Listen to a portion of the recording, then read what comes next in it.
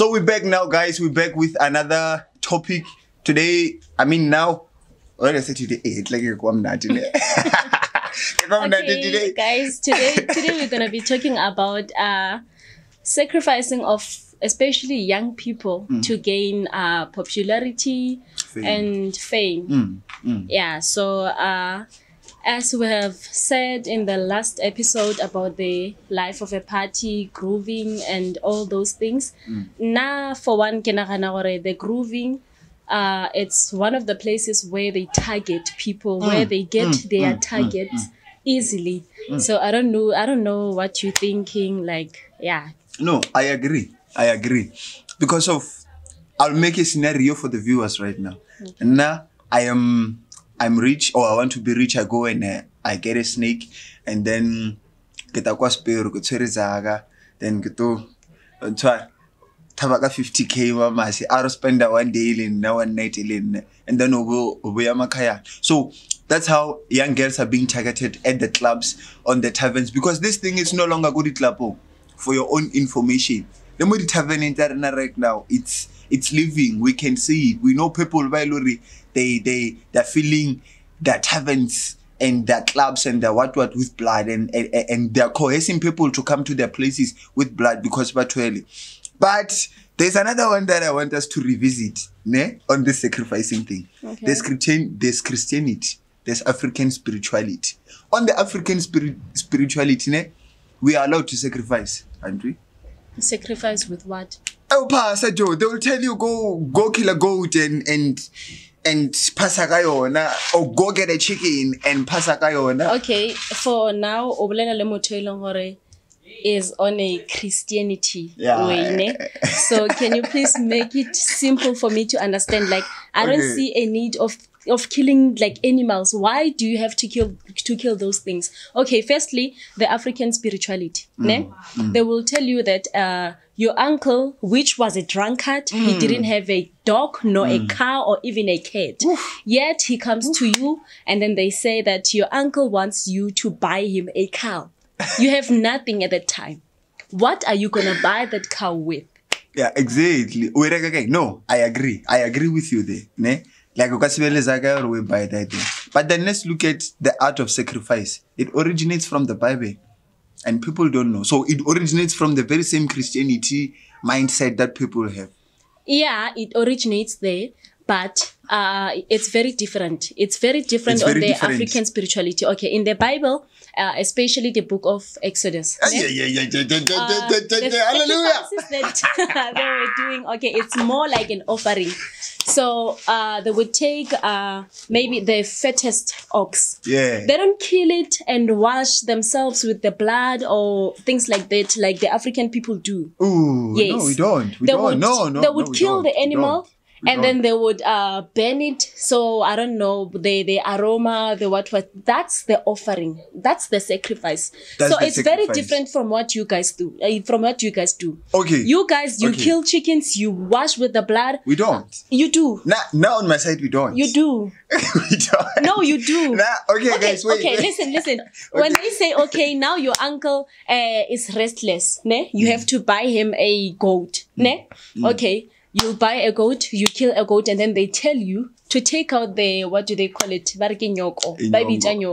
You have to wash, you have to bath with the nyoko. Ne? And I have been to other places where like there's some people, they are initiating sangomas. It's by Batwasa. Ne? And in Batwasa, they kill a goat with their own mouth. Ooh. Like, how do you call, what's that? So already I'm a vampire, right? What's that? Like, imagine killing something that's alive. So already I'm a vampire. And you have to drink the blood while it's still alive. What's that? Is it not sacrificing? It is. Is it not evil? It is. And how do you defend yourself on that? How I defend myself? Not from my own knowledge and from my own vadim, or my own ancestral kind of practices. What we do is we slaughter a goat, ne? Then we take the blood, we take it to our, they call it tohola. You know, tohola, that's where we talk to our ancestors, and you get me? Then we go, we sacrifice the blood there. You get me?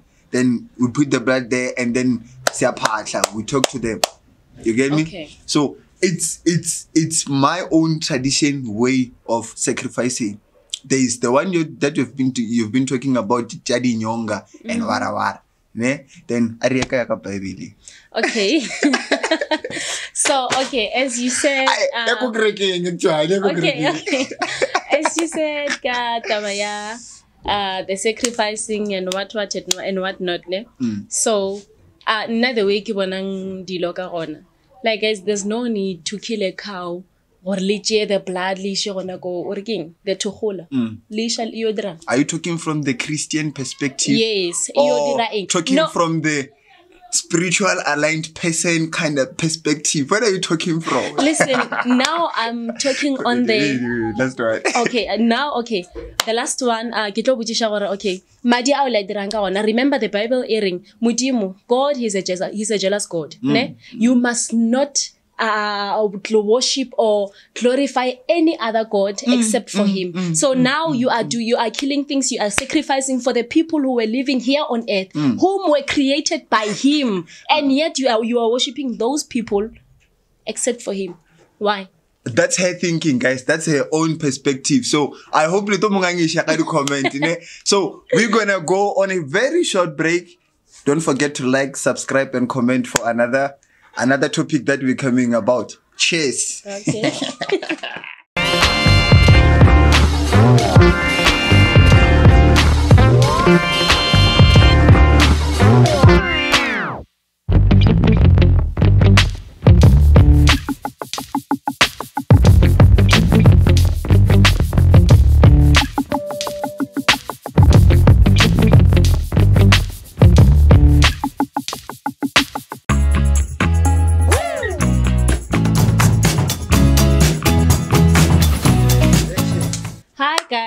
We're back here on our episode, and now we're going to be talking about the local hotspots of crime in Extension 60 or Oliven as a whole. And then now we're going to be talking about the crimes that happens here in our area. And what do you think, like, what are the crimes that we are facing in our everyday life as the community of Oliven? Yes, that is the first thing. And on the second thing, it's cable theft. So they steal the cable jam. So we have the hotspots. We have bridge, the first bridge, Yamuk Station 60 on my side. People who know me, they will tell you on my side. So we have the first bridge. You can't pass there alone at night. Then we also have this other road where you come back from Blue Valley this side.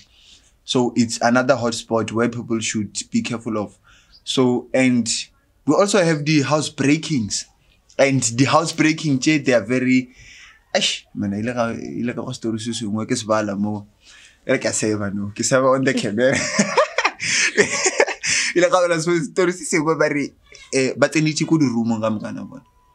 Like, but we read the whole of good room somewhere in Oliven, or like they robbed everyone. Just imagine.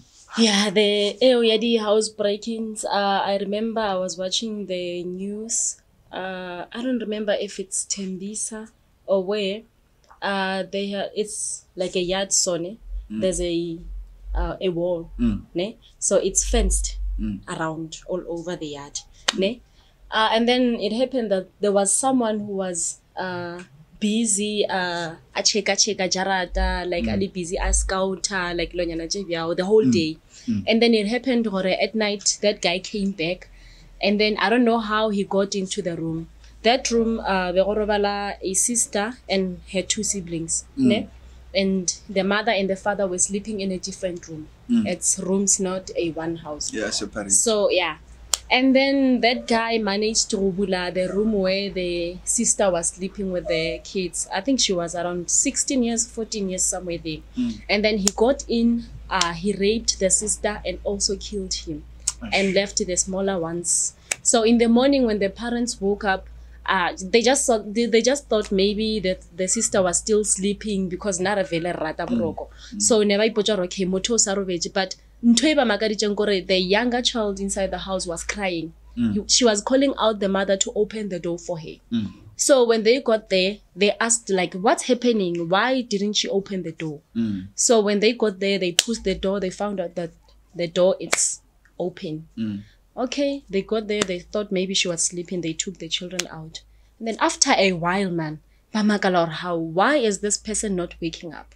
So they went back. When they shake the body, she was no longer there. Already dead. Yeah, she was raped and killed. So we have to be careful, especially when our children are sleeping outside the rooms. We have to make sure we install the butlers, and we make sure that when we go to sleep, we lock the door and everything is safe. And I'll advise you guys to, I don't know, man, put something that's gonna be protective to your children, something alerting. I don't know. There are apps. What is it? SEPS apps.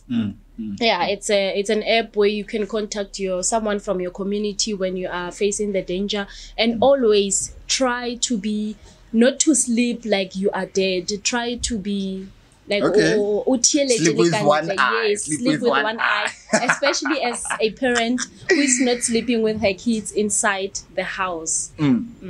So as she was busy talking about the hotspots, Jamokasi, so we should be careful, guys, and keep it locked like the way she's saying. And there is another thing that I want us to talk about. We have a river, Mokasirina, ne? Eish, on a brown waka can meet a strong sea. Brown waka on Kilam Falani, Waranare, Kamatata, Katsanaleno kayak, Nkaungadisha papa. The man never let it out. So the man never let it. No, Karna, it's killing a lot of people. Like Epulekana, like they. No one can jump to 19. No one from 19 can come to 60. And it's a problem. Yeah, that's a problem, especially for our children who are going to high schools. So, yeah, as I was going to school, I was in matric, I think. It was raining at the time we were at school. And then when we got back, the river was full. Like, there were nowhere to pass. And unfortunately, we couldn't go back because it was raining. So we had to make a plan. And by that time, my friend was pregnant. And so we roamed around near the river. We were looking for a spot somewhere small where we can jump over. And then it happened that we find a place somewhere around the river where there are just big rocks. So you can be able to jump over, but it's hard. And then we tried to jump. I was the first one to jump because I'm flexible. Hey, flexi. Yes. Okay. And then we jumped over. I jumped over first, and then now there were 3 of us. And then I jumped over first. And then now my friend, the other one who was pregnant, she has to jump so that I can be able to help her. Yes. And then she couldn't jump, obviously, with her condition. So as she was jumping, I don't know what tripped her. And then she fell on her belly. Like, imagine. I was so traumatized. Like, what's going to happen to her baby? So luckily, what happened to the baby then? No, he's fine. Yeah, he's healthy. Yeah, so, well, I did life science, and we are taught the baby is safe. There's a We're going back to school now, guys. the gel, what do they call it? I forgot it, guys. So, yeah, it's protecting the child from getting hurt. Yeah, so the child was born fine, but what I'm trying to outline here is that we have a problem, and our children here are not safe because even the car are been taken away by the water. So I don't know, something has to be done. Yeah, take us to the break. But the question, who is gonna do that bridge? Who is gonna fix the problem that we have as the community of Extension 60? Thank you. We're gonna be back just now.